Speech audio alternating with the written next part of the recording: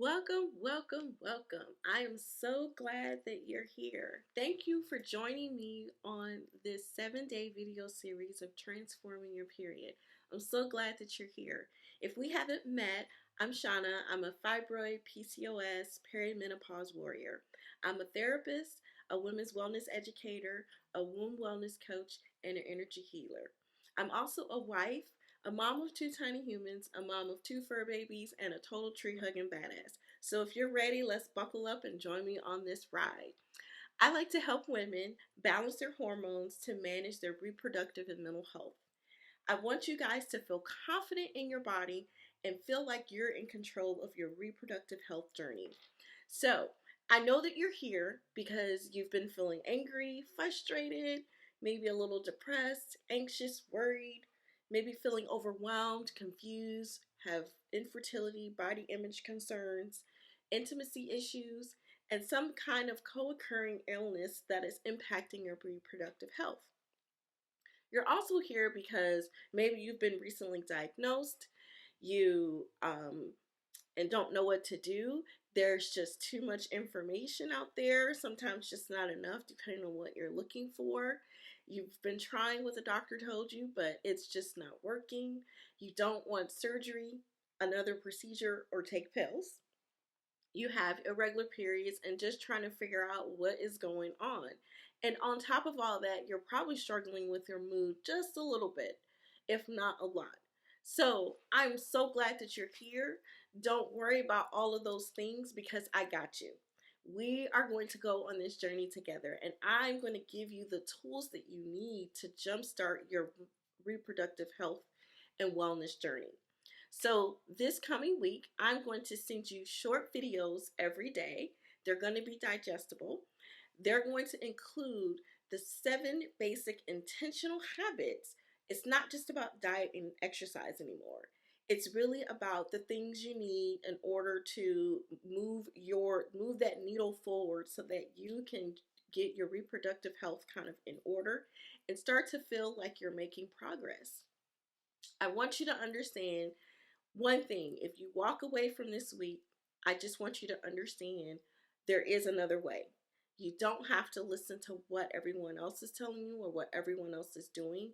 Based upon your body, you're going to figure out what works for you and that you can do this another way. I want to be able to give you the tools to create a foundation, do simple implementation, and advocate for yourself so that you can start to see those changes.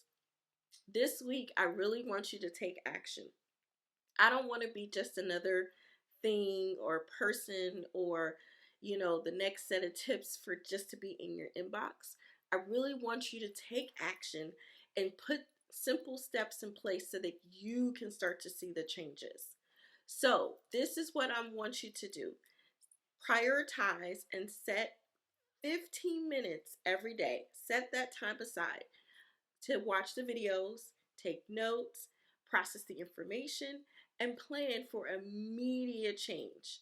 Simple, immediate changes.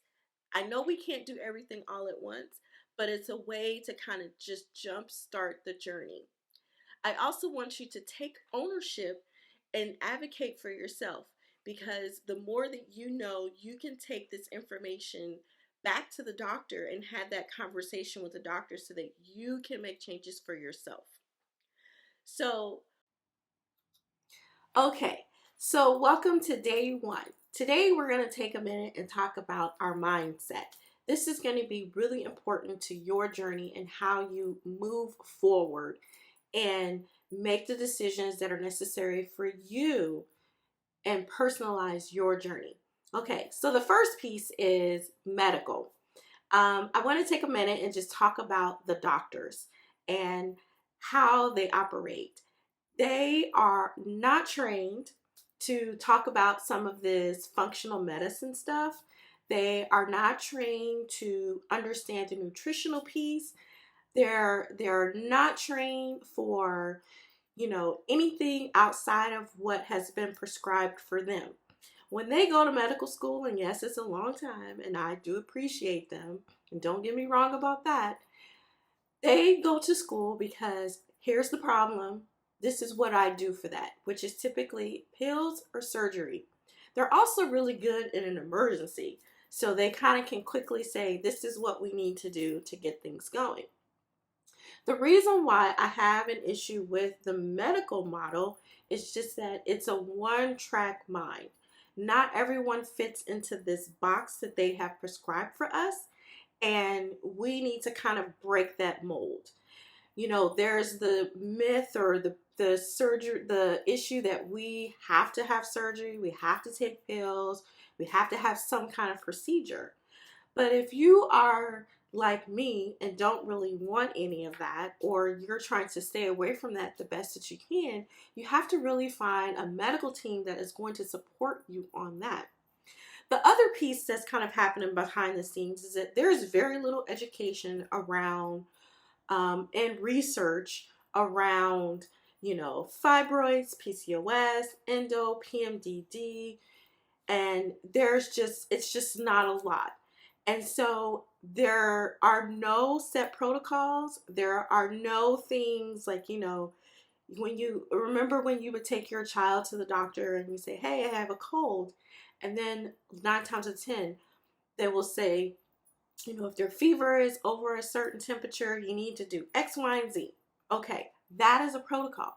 So when it comes to our reproductive health, we don't have that. There's nothing here. And so then what happens is there are people who kind of pick up pieces and then they focus on just those few little pieces. And so I'm here to say, no, we have way more kind of happening that we need to focus on other than what has been traditionally prescribed. Yes, these things work, but it's not necessarily the best option for, say, you personally. And so we need to find people that can bridge that gap between the medical community and the alternative community, because there's something in when we start focusing on the whole person that things happen. We transform and things get really moving. The other piece is that we also have society. We have women. We have, other people. And they feel like there's a quick fix to what is happening. And so they'll put that out there.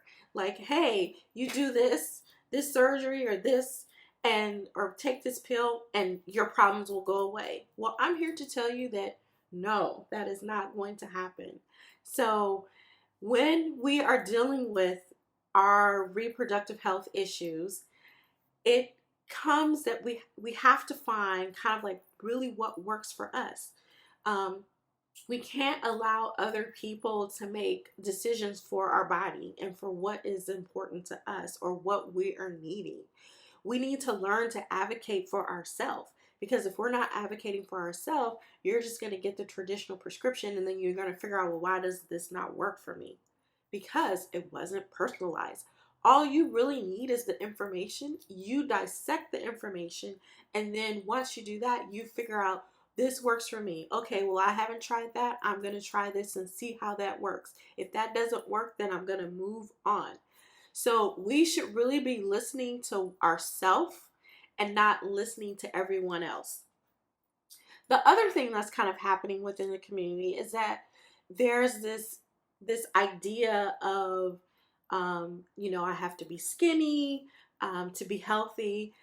I have to look a certain way or be a certain way. I have to eat a certain way. And those things just aren't true. We have to remember that no matter what size we are or what our body looks like, that we can be healthy like that. I'm going to get into that in a little bit more detail later on when we start talking about movement and exercise, but just kind of keep that there. We don't have to have a certain diet. We don't have to do this crazy strenuous exercise, and we can be healthy in what we have. The last piece to this is that it's you yourself. You have to have the community around you that is going to support you. We have to learn to reframe the way that we're thinking. We can't be talking negative to ourselves and then expect for things to change. We have to learn, like, hey, I'm not thinking very healthy right now. What is the flip side? What is the positive in this situation? You also have to think outside of the box, because traditionally we're taught surgery, procedure, pills, that fixes the problem. But when you follow someone that is not in the traditional model and that is more alternative, that is the way that you're going to start seeing success, because you're going to start combining the things that you know, you're going to combine some new information, and you're going to start to see success. So think outside of the box when it comes to your health. The other thing that you have to remember is you have to commit to yourself.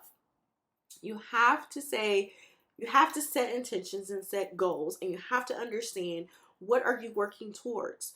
You're working towards having a baby, maybe just better health, or maybe you're just trying to get rid of the pain. You have to commit to yourself that you are going to do this. You have to be consistent with your routine that you've put in place. We'll talk a little bit more about that later too.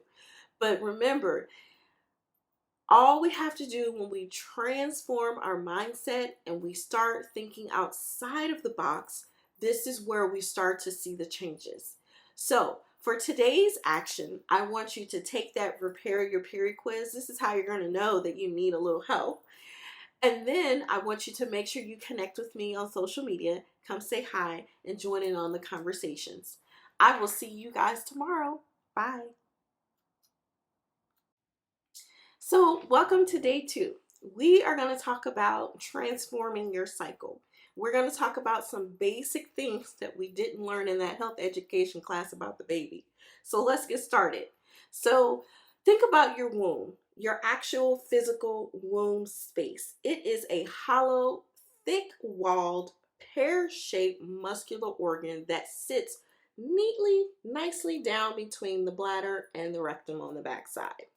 It's probably one of the strongest muscles in the female body. It's flexible, but it's also very, very, very sensitive to our lifestyle. Our womb is made up of 4 parts. So we have our fundus or fallopian tubes, which are on the top. We have the body, which is the main part. We have the cervix, which is at the bottom of the body. And then we have the vagina, which is the actual opening. We have 3 layers of tissue. So we have your outer layer, your inner, middle, thick layer, and a very thin type inner layer. The inner layer is what typically sheds when we have our period. We also have 8 ligaments. They come in 4 pairs, but these 8 ligaments hold our uterus in place. It has one that keeps it from moving up. It's a piece on the top. There's a set that keeps it from flipping around. There's a set that kind of holds the ovaries in place. There's a set that kind of keeps your arteries and veins where they're supposed to be. And then there's a set where it just provides general support. So the thing we need to know about this in particular is because, when women have a hysterectomy, and there's nothing wrong with having it, but when women have a hysterectomy, and depending on the type that they get, it shifts all of that, which can create other issues. And that's something that we generally don't talk about, but it shifts. That's all you need to remember about that at this point.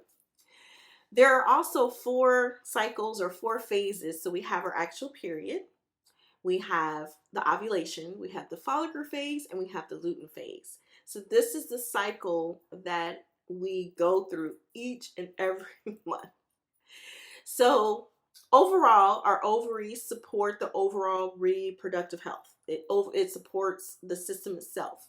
So this is kind of where your body starts to generate these the hormones that our body uses.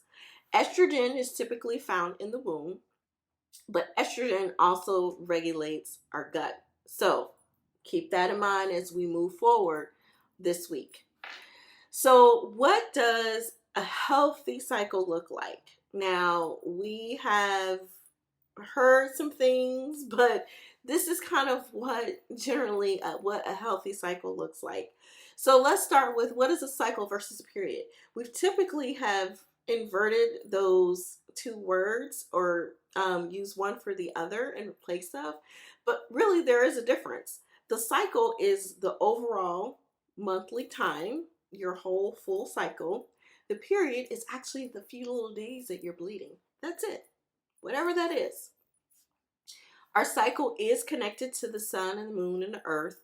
If you kind of go into that, there's the 4 phases, there's the transitions, and so there's a lot of things that connect our cycle to that, which is why women are very much connected to earth and nature and, Mother Earth. So when we are balanced, we are in harmony with nature. And being balanced is not just, having a baby, but it's also gut health, mental health, bone and heart health. This is why we need to be balanced, because there are other things. When we're balanced, yes, it's a good sign of fertility. But again, it's not just about having a baby. Think about your cycle should land between 24 and 30 days, generally with 3 to 7 days of bleeding, actual period bleeding. And that you're in your menstrual fluid. It should be mostly liquid, no large clots. It should be bright red, light to bright red. It should have no more than 3 tablespoons over the course of the period with minimal discomfort and PMS symptoms. Okay, let me backtrack for a second. Yes, I told you 3 tablespoons over the course of your cycle. Remember that 3 to 7 days. Now, I know a lot of people where they have 3 tablespoons over the course of one day. But yes, there is some research that says 3 tablespoons, maybe 5 at most. But I think for a lot of women, I'm not sure how accurate that is. And when did they come up with that back then? Not really sure. But just keep that in mind. If you're having more than maybe 5 at most, then that may be an issue. So what are some common problems? Common problems consist of no or irregular periods, heavy or painful periods. Those are the big ones. Typically, they are the ones that they're coming from imbalanced hormones. So it creates, vaginal problems, common illnesses, sexual problems, pregnancy issues, menopause. So there's all these different things that can contribute to the few common problems that we have. And we just have to keep in mind that, they can be fixed. They can be worked on. The other big thing that kind of comes with this is birth control. Birth control, and people wonder, can it regulate your periods? So the quick answer is no. The long answer is, it's basically suppressing your natural hormones. And then when you do have that 1 week where you bleed, it's not releasing any hormones. It's called withdrawal bleeding. And basically, it's just triggered by the medication. It's programmed for that. And so when we're programmed, we're not really regulating anything, and our body is not going through the cycle that it should. So when you come off of birth control, again, that hormonal imbalance that you had before is probably still there. Now, don't get me wrong. It has been helpful for some people. Yes, you do see some improvements, but you got to remember that you're still not balanced, and it's just masking what is happening. So for today's homework, this is what I want you to do. Look at that PMS cheat sheet and download it and see, do you have any of those symptoms? Because that is kind of a telltale sign if you're having a general healthy cycle or maybe a little bit unhealthy. The other thing I want you to do is prepare to start tracking just your cycle. You need probably about 2 or 3 months. And really all you need to know is what day you started, what day you're ending, and then is there spotting, and then what kind of symptoms or things were you feeling? Were you anxious? Were you depressed? Were you, did you have tender breast? Were you cramping, back pain, like whatever it is, and just be able to write that down. Because at the end of 2 or 3 months, you'll start to see a cycle, and you'll start to understand what your period is and how you need to change that. The other thing that I want you to do today is I want you to make sure you come follow me on social media and come on over so that we can continue this conversation. I hope that you have a great and amazing day, and I'll see you tomorrow. So welcome to day 3. We're going to talk about transforming your diet. So I'm just going to basically run down the list of things that we need to be looking for and talking about changing throughout your diet. We get a lot about what we need to do, but we never really get specifics. The first thing we hear a lot about is, should I be a vegan, a vegetarian, plant-based, or none of the above? Let's break that down. So we know that a vegetarian is someone who doesn't typically eat meat. They will have some meat products like eggs, fish, things like that, but they generally eat fruits and vegetables. Vegans do not eat any meat-based products. That includes butter and eggs and cheese, not just the meat. The interesting thing about vegans, though, is that it's also their lifestyle. So you might find a vegan that won't wear leather. There's things in their house that they will and won't do, but that is more of a lifestyle, not just the way that we eat. Plant-based is just that. We are looking for more whole foods in the plant-based variety, but that does not mean that we're not necessarily eating meat when it's plant-based. So there is the difference between the three. You have to pick what's good for you. The myth that's kind of out in the community is that you have to be a vegetarian or a vegan in order to make all of this work. That is just not true, because there's a lot of things that vegans and vegetarians miss in their diet that creates more problems. So as we move through this, I'm going to talk about some of the basic things that you need to look for in your diet so that you can either make the shift or do more of that. So first and foremost, let's start with, are we having a diet or are we having an eating plan? So a diet has the connotation of that we are taking stuff out of our diet. We are eliminating things out of our diet. In some cases, that is true. But we want to look more like that we're having an eating plan where we are planning out things that we're going to eat, and we're going to, make sure we get more of, less of other things. So as I go through this, this is your eating plan. Now, I am not a nutritionist. I am not any a dietitian or anyone that specializes in this. However, this is my research that is out there, and things that I have found that have been helpful for me on my journey. So let's get to it. First and foremost, let's eliminate antibiotics and pesticides. Do I need to explain why? Just don't do that. That's, causing more problems.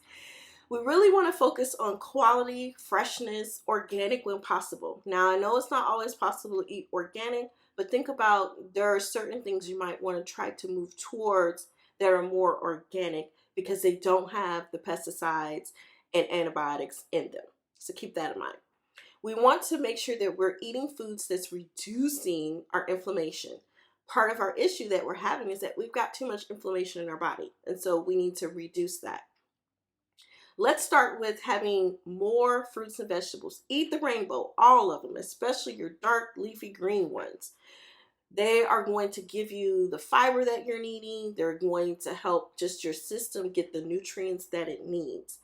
Be mindful of the dirty dozen and the clean 15. The dirty dozen are the ones that you probably want to start looking for organic to replace. Make sure you drink a lot of filtered water. Well, some people say half your body weight. I know that's a lot, but that's okay. Filtered water. Try to start liking herbal tea, because in the end, you can't really drink sodas, a lot of fruit juices, and a lot of other things. So herbal tea can replace some of those. So drink more tea and bone broth. Bone broth has lots of nutrients in them as well. Again, that's something a vegan would not do.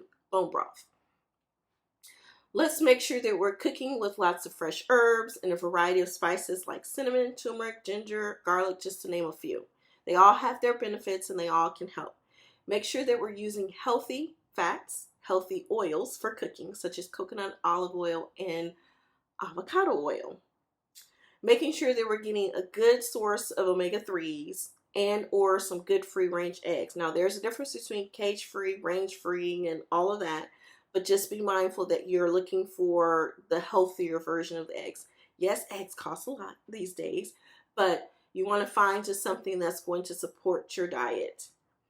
You want more vegetables like broccoli, green beans, red grapes, tomatoes, beans, potatoes, raw onions, or mushrooms because they are more cruciferous because they have chromium in them. And so those things in our diet kind of help keep things moving along.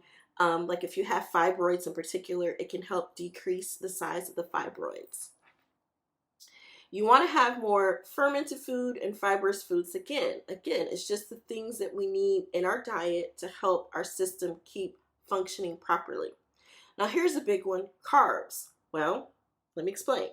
Carbs can be good. Carbs can also be bad, okay? I'll get into more detail about why. But as we get older, there have been some research that finds that carb cycling is actually better than, say, no carbs at all. We want to be mindful of what we're eating and when we're eating it. We'll get into that later. So white rice, pastas, breads are things that we want to try to stay away from. But if you're having more complex carbs like carrots, broccoli, sweet potatoes, squash, and greens, that's totally different because they're in your body. It takes a little bit more for them to break down in your body, which keeps you fuller. And it's a whole healthy cycle when it comes to that. So here's one. No soy. I'm just going to say it. No soy. Soy creates xenoestrogen, meaning more estrogen, fake estrogen in your body. So when your body feels all the estrogen, it creates the problems that we're having now. So when we eliminate soy, we're not contributing to the problem when we eliminate soy. You really want to find a no dairy or dairy alternative, such as coconut or nut milk, like a lactose-free milk, a yogurt, or sorbet. You want to find those things that are either alternative-free. Now, I know that dairy may not be totally off the table, but maybe as you're starting your journey, you want to definitely limit the amount of dairy and maybe go organic with it to avoid the antibiotics. You don't want to have sugar. Sugar's off the table as well. You need to learn all the names of the hidden sugars. There's probably like 70 of them.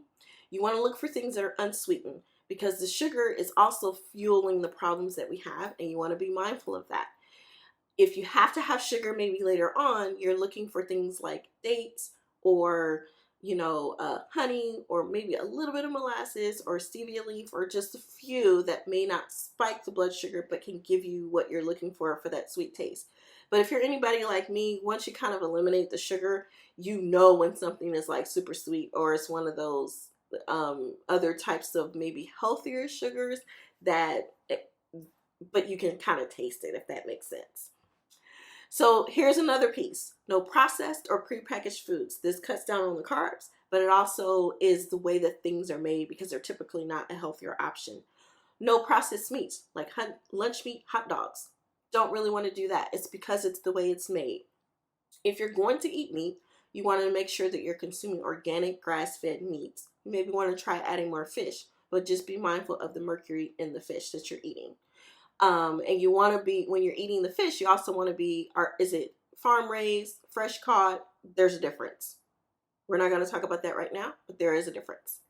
You want to reduce your alcohol intake and as well as your caffeine. Now, there is such as a healthy dose, but if you do too much, that's when you're going to start causing additional problems. So you don't want to do that either. So really, all of this is you want to listen to your body. Eat enough, not overeat, don't undereat. Listen to your body. Your body will tell you when it's hungry. It will tell you when it's full. That's all you need to do. We're not trying to be on a diet. We're trying to have an eating plan. An eating plan tells us what are some things that we can't eat that's not going to disrupt our health as much. But we're not at a place where we're being super restrictive that we don't enjoy life. I have kids. We have cake for birthdays. Just saying it. So another thing that's very helpful is meal prepping. This helps cut down on eating out, and it also makes sure that you're getting all the things that you need. Make sure you're getting good nutrients on board, such as your vitamins, your omega-3, D3, B12, magnesium, and pre and probiotics, or just to name a few. Last but not least, I probably blew the lid off your brain. So Mediterranean style eating, a true Mediterranean style eating encompasses a lot of the things that we've talked about. And so if you're looking for a meal plan or you're looking for a place to just get started, you might want to research a true Mediterranean style. It's a very small corner pocket off the Mediterranean where they live to like 100 and they are fit and healthy in their life, and the research has shown it has a lot to do with the way that they eat. I actually love Mediterranean food. So for today's homework, this is what I want you to do. I want you to download the Balance Your Blood Sugar worksheet and just kind of read on that and how you can do that. The other thing is that I want you to think about what are some of your favorite meals, some of your family's favorite meals. How can you make changes to those meals so that they are healthier in nature? So make a list, make some changes to them. Now you have a good set to start off with. As always, I want you to connect with me on social media so that we can continue this conversation. I'll see you guys tomorrow. Bye. Okay, so day 4, here we go. We're going to talk about transforming your body. This is also an important piece, not just about our diet. It's about the rest of the things that are connected to our body. So first up is sleep. Sleep is where our brain heals, it consolidates information, and it regenerates our cells. This happens when we're in that REM state of sleep. What else is happening is that our cytokines, which is a protein, targets infection and inflammation in the body. It is effectively basically creating an immune response to produce and release during sleep. That's all it does. Inflammation and infection. So if you're not getting great sleep, then we're not going through the sleep cycle that we should be in order for our body to just start healing. So the best way to kind of look at our sleep is, do we have a good sleep hygiene?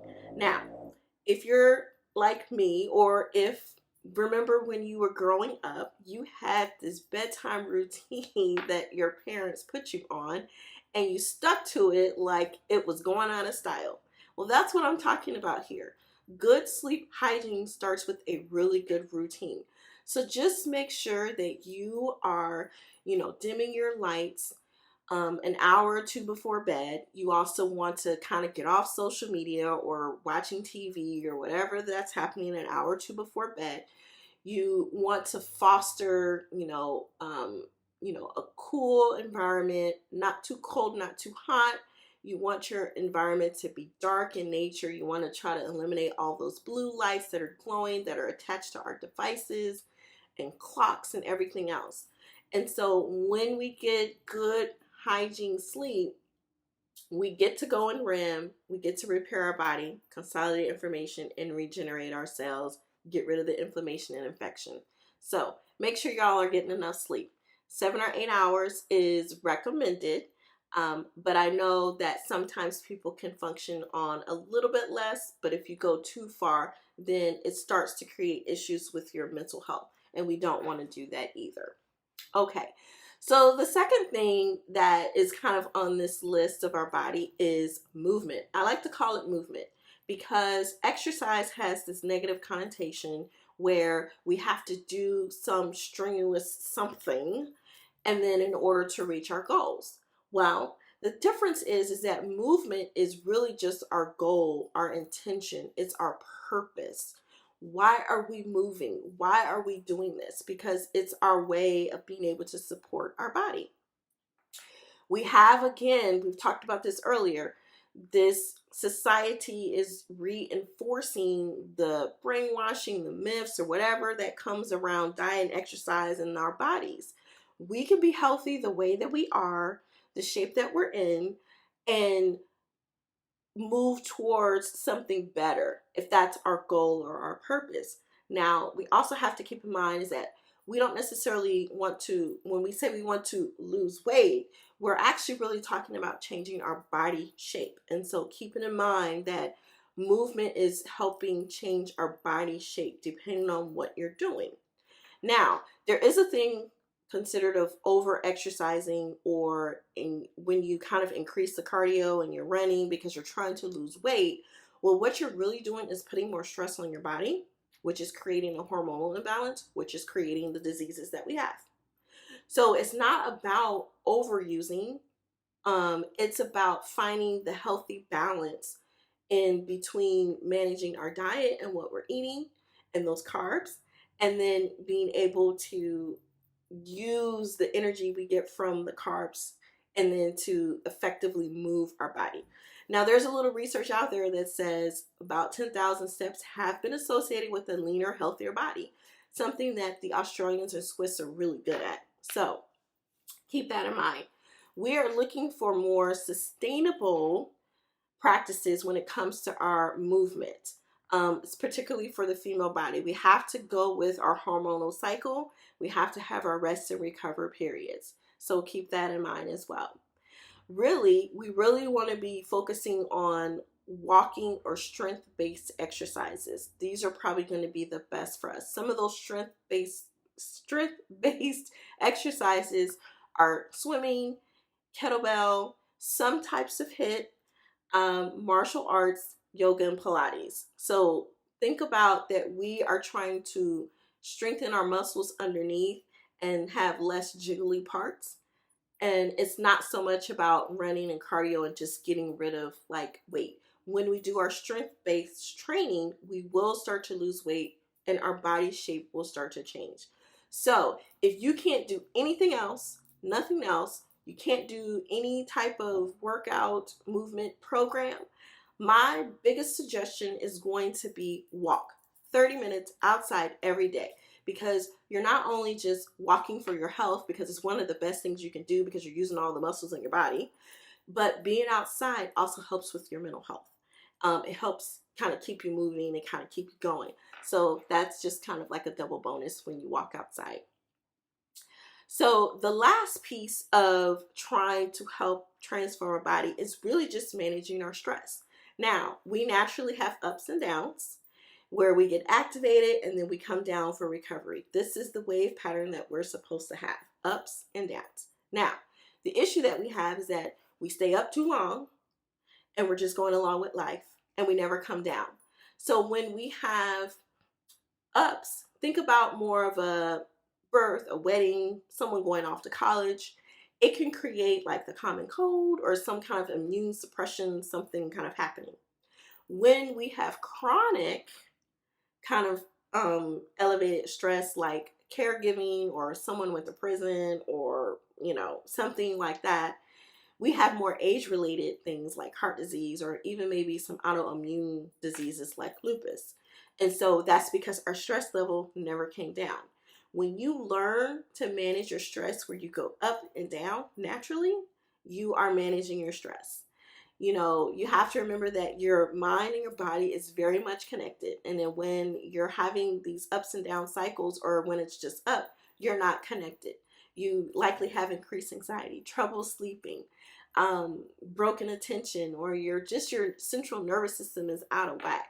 So managing your stress becomes super, super important on how your whole body is filtering information and how your body is going to start to heal itself because it's in a calmer state.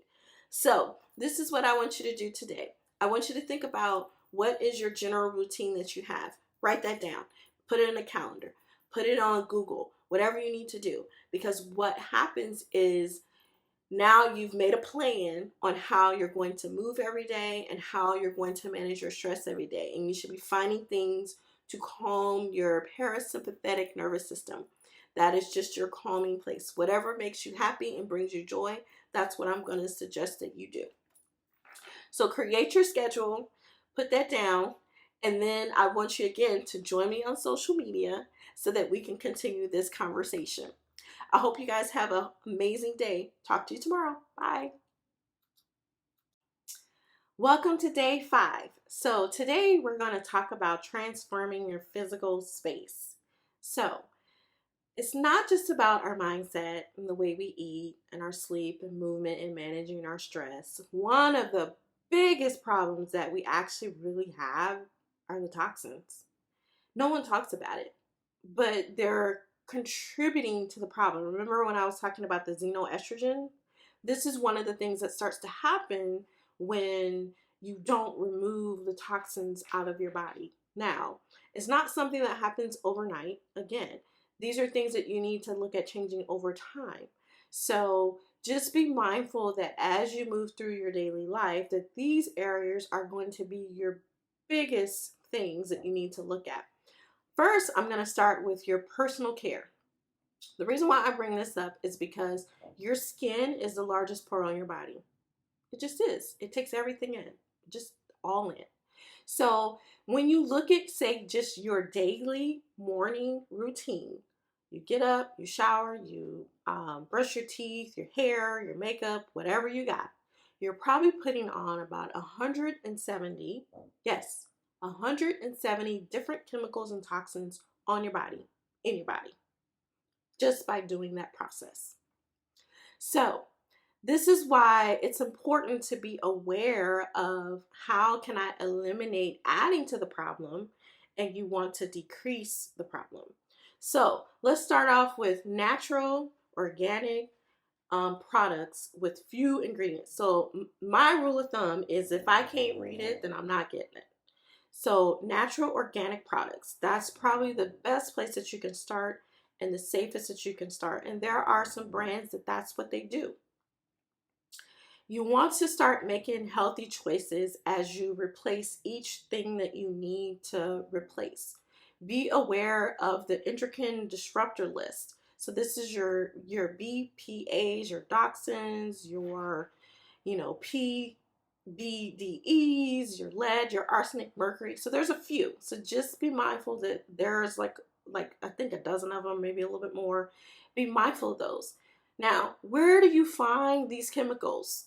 Soaps, lotions, body creams, butters, deodorant, your hair products. You're trying to eliminate the parabens, silicone sulfates. We hear a lot about that already, but there's other things too. Hair perms and dyes. Yes, makeup, your cologne or your perfume, your synthetic fragrances, your pads and tampons. Now, I'll talk a little bit about that later, but pads and tampons. And you also want to look at your fillers in your vitamins and supplements. Now, something that I actually recently learned is that Big Pharma is producing a lot of vitamins and supplements. And what do? They use fillers in order to make that product cheaper. And then they market it that way. So you have to be mindful of the companies that are producing these things and what are they using, the products or the chemicals and ingredients that they're using. The second big area that you want to be mindful of is your household. It's the fumes that come into our body are contributing to the hormonal imbalances. So you might want to think about your dish soap, dishwasher soap, kitchen cleansers, bathroom cleansers, again, fragrances like those air fresheners and candles, lawn care, even though that's outside, we know about those. You might want to start checking your mattress and your bedding. That's another place. Remember, we're trying to get rid of any antibiotics or pesticides. We want to look at our laundry detergent, fabric softener, dryer sheets, everything. In the kitchen in particular, you want to probably eliminate Teflon and nonstick cookware because the way that's made, it has chemicals. You put your food in it and then you're just getting it in the food.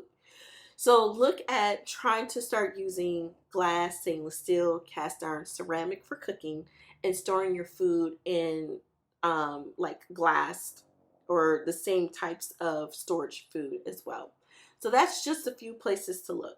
So we want to look at what we're putting in our body and then what things are we using in our household to make these changes.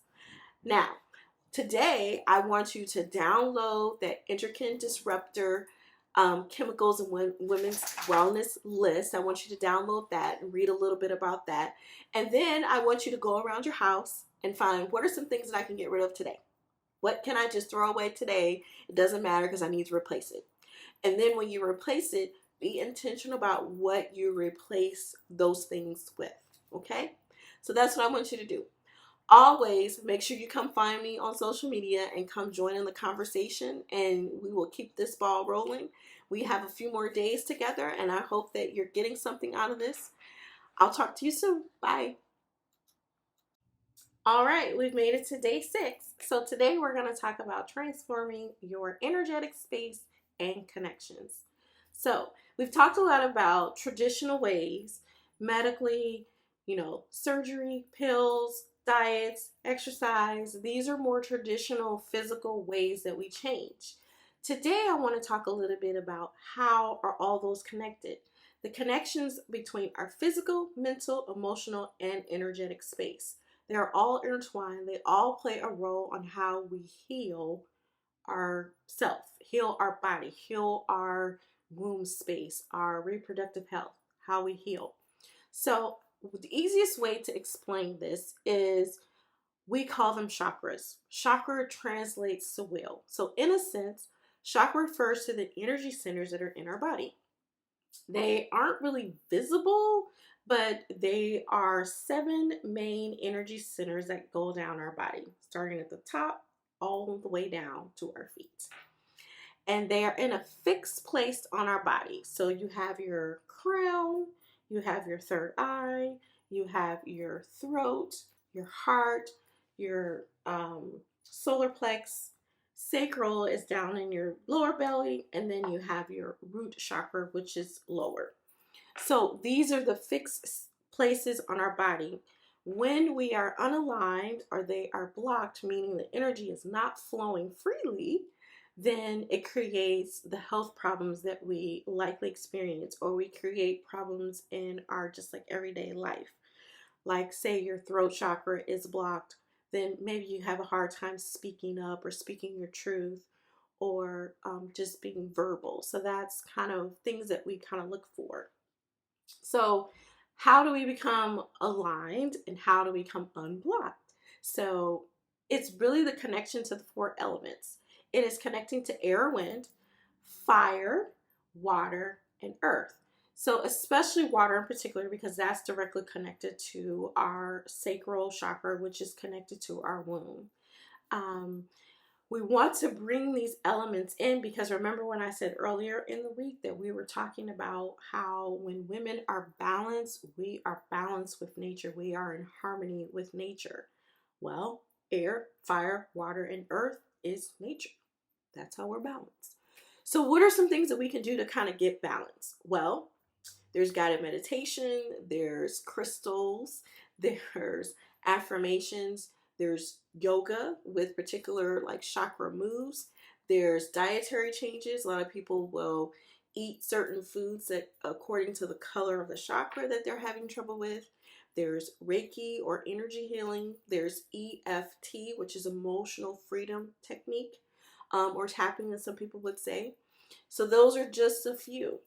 The other piece is having that connection, that support, that tribe that supports you as well. And finding these things that, or people that support you. Now, your journey on how you are going to create the connection between the physical realm, the mental realm, and the emotional realm all together is going to be different than how I do that. And so again, you're going to have to find the things that are good for you on your journey. If you don't know, just start with one. Keep trying them until you find something that really works for you. So for today, what I want you to do is there's a cord cutting ritual that I have put in our plan. I want you to make sure you've downloaded that, set yourself up for that. And then that's a way of kind of jump starting your connection between your realms and all of your spaces. So I'm hoping that this week has been super helpful for you and that you've been able to find something to pull out and that you were able to implement and that you were able to jumpstart your healing journey. I hope that you guys will continue to follow me on social media so that you can stay connected and find other helpful information there. Talk to you soon and have a great day. All right, we've made it through the week. I'm so glad that we were able to do that. I just want to say thank you for joining me on this journey. It has been a pleasure, and I hope that you have found something that can help you get started on your journey. That's the reason why I'm here. I'm here because of my own story. I didn't have anyone teaching me or providing information for me when I started this 13 years ago. And so I want to be that person for you. I want to be the person to help you learn something new so that you can make changes for yourself on your own personal journey. So if we haven't really met before, maybe you haven't really heard my story before, but it is a journey, it's a process. And so, just quickly, I remember when my husband and I were going to move to Texas. And this was, back in the day. And, before you move, the big move, I was like, gotta go to all the doctors. Went to all the doctors, got all the checkups, and got the good bill of health. Things are fine. My OBGYN was like, you're ready to have kids, you're super fertile.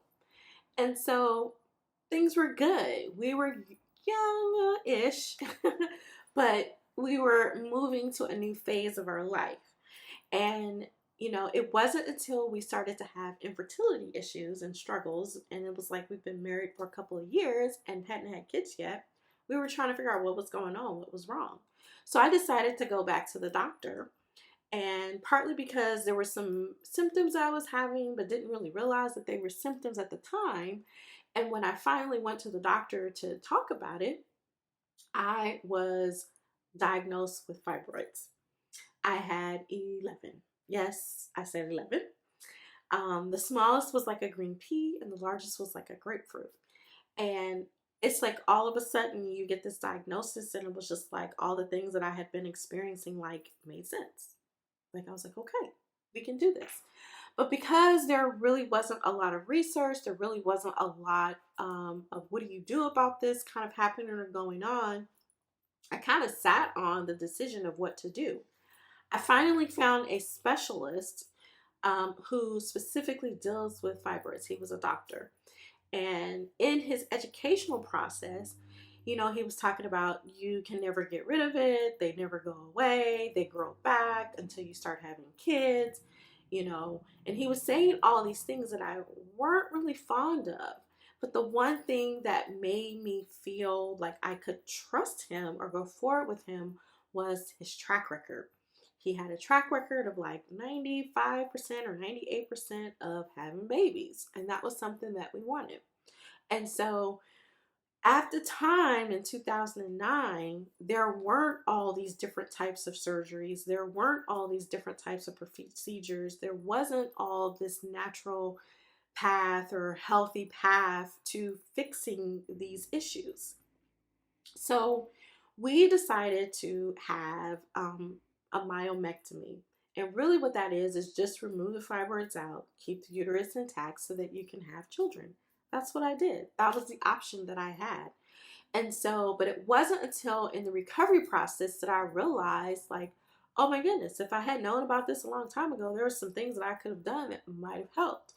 And so those were the changes, those were the intentional habits that I changed over time, which has kept me in this place where I haven't had to have surgery, I haven't really had any additional issues, or just none of that, because I made these changes along the way.